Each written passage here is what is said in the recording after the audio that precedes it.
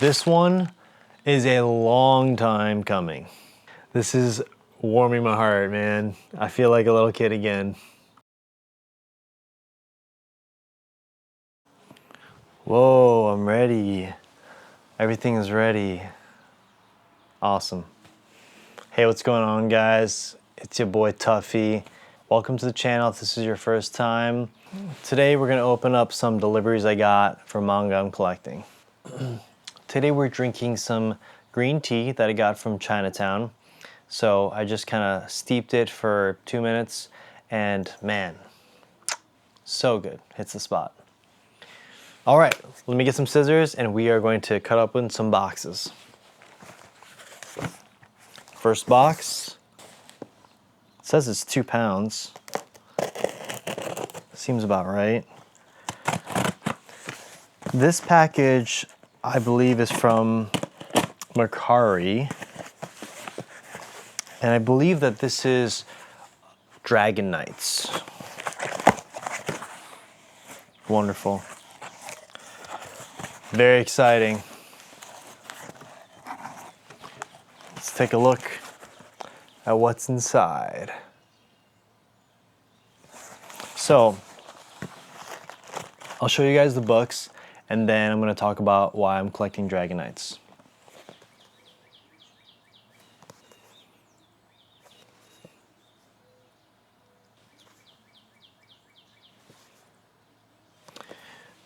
So the reason why I'm collecting Dragon Knights is because I figured out the manga that I want to collect. So as you know from my channel, I collect all kinds of stuff. A lot of the things that I have on my shelf are manga that meant a lot to me. It's kind of like a tattoo, right? Your first tattoo is something that means something to you.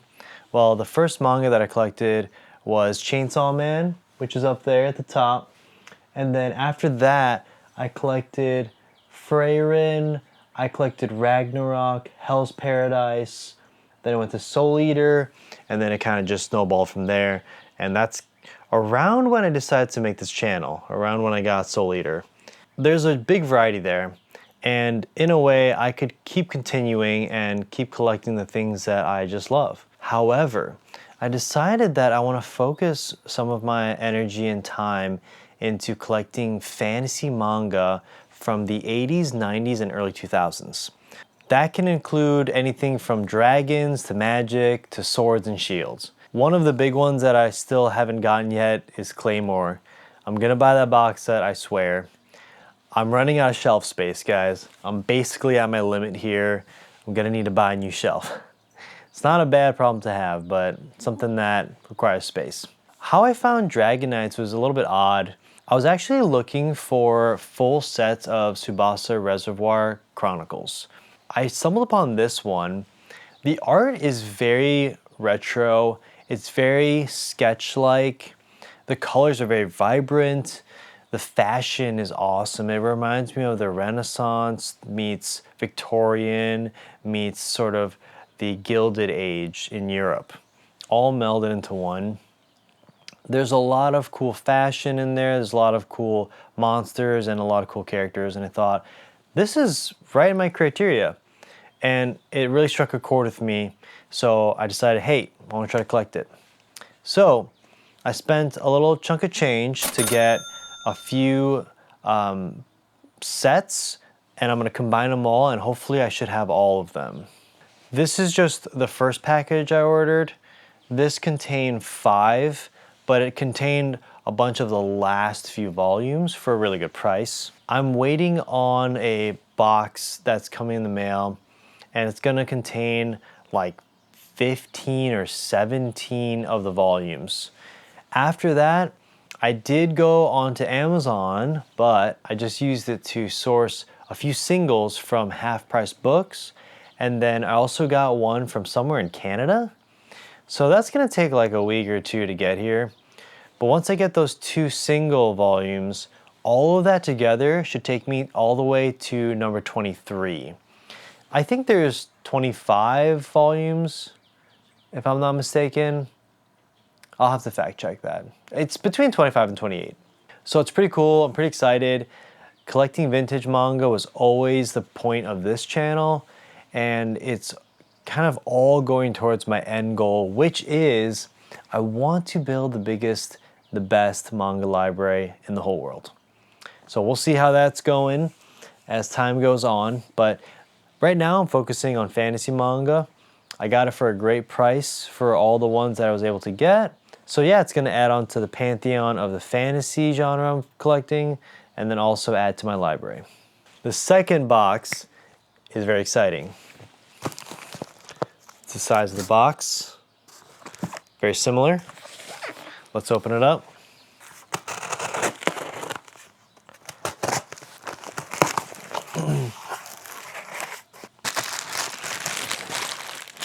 This one is a long time coming. I collected all 7 of Jing, King of Bandits, the English version. I have been wanting to own the Jing, King of Bandits manga for a long time, and the price has pretty much stayed the same this whole time. I remember reading this as a little kid at Barnes & Noble when it was coming out. And now I own all 7. Fun fact, I think when these were printed, they were $10, and I bought them basically now for $10. So they held their value, they didn't go up in value, but that's cool with me. I don't know, maybe one day they'll go up in value, but personally, I think they're just gonna stay $10 per volume for the rest of time.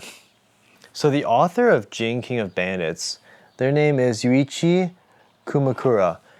The thing about this author and creator is that they've only created 2 full stories in manga format. This is one of them, and this is the more complete one. I can't wait to read these again.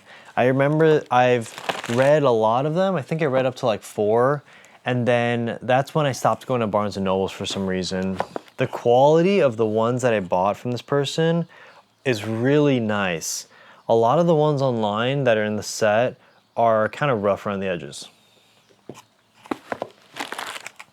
I love the holographic and the gradient holographic.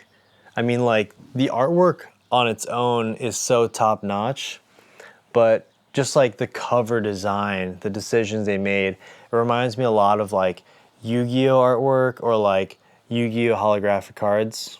And here's number 7 in very solid condition. I'd give the condition of all of these the same. There's some nicks here, and there's some like kind of water or salt deposit or kind of some kind of discoloration here, which can be rubbed out probably or wiped away. But all of them kind of have a little bit of that. It's very hard to notice a lot of it unless you're like looking really close. So I'd give the condition of all these between a 7 and 8. Here they all are, the spines, top, the pages on the side, and the bottom. So as you can see, there are not any library versions because who are we kidding? Nobody really read this.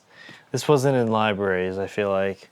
Jing is a very fun story about King of the Bandits. He's the best at stealing, he's the best at evading his enemies in this dystopian post-apocalyptic world. He's got his crow as his companion, and he's kind of the more aloof, powerful, introverted type. Kind of like Yo from Shaman King, you know, a very neutral protagonist, not really looking to be the savior or hero, just kind of minding their own business and looking out for themselves, but helping people along the way.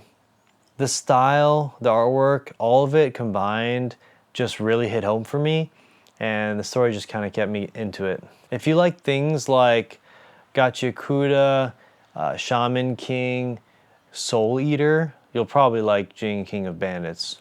Very short series.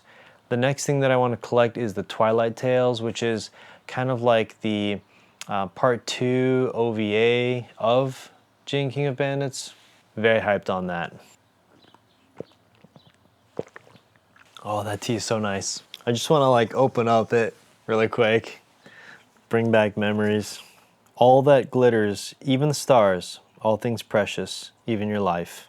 The King of Bandits can steal it all in the blink of an eye. You can really tell the creator's love and dedication for this character. It has really strong Halloween-like themes with the iconography, the crow, the monsters. Jing and Kier just before they shoot Kier Royale, which is one of the most powerful weapons in the world. This is warming my heart, man. I feel like a little kid again. This is the story of a thief. Well, you could call him a thief, but certainly not a common one. This is the story of the King of Bandits. I don't know if you can see it, but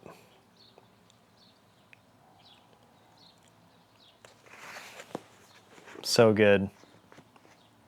Just setting the stage, kind of, you can see the world. It looks like a coliseum almost, but it's just a big spiral city. Reminds me of Soul Eater's city. I mean, like, look at this character design. It's a good representation of the era. You know, big, tall hair. He kind of looks like Goku, but he's got elf ears.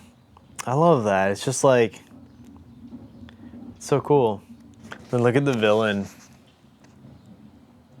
He kind of reminds me of Eggman mixed with like villains in Trigun. Yeah, it's just like so action-packed and full of adventure and whimsy. Look at the bar scene.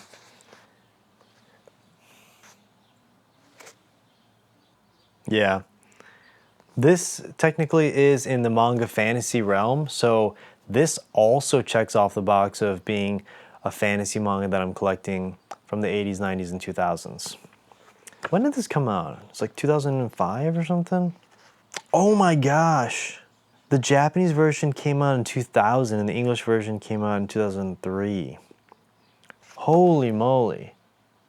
At this time, when I first found out about Jin King of Bandits, I remember that I didn't quite grasp the depth and breadth of manga in general.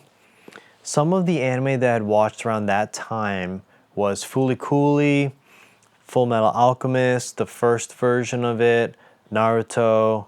I was also reading Hunter x Hunter and Shonen Jump.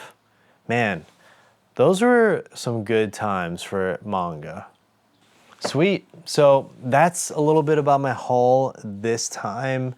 I'm gonna get a few more boxes for Dragon Knight soon, which I'm excited about. I will update you guys on that collection. Hoping to collect all of that and then reading that in the near future. I'm still going along with my reading list. I'm working on Naruto. I'm reading Gachiakuda soon. I'm reading Kagurabachi currently. I want to get to the end because I heard that it ends around chapter 154. And yeah, I'm just enjoying right now what's going on in the manga world. Let me know what you guys are reading nowadays. Let me know if you guys own any vintage manga. And I'd love to hear more about your experience with manga from the early 2000s. Thanks so much, guys. Peace.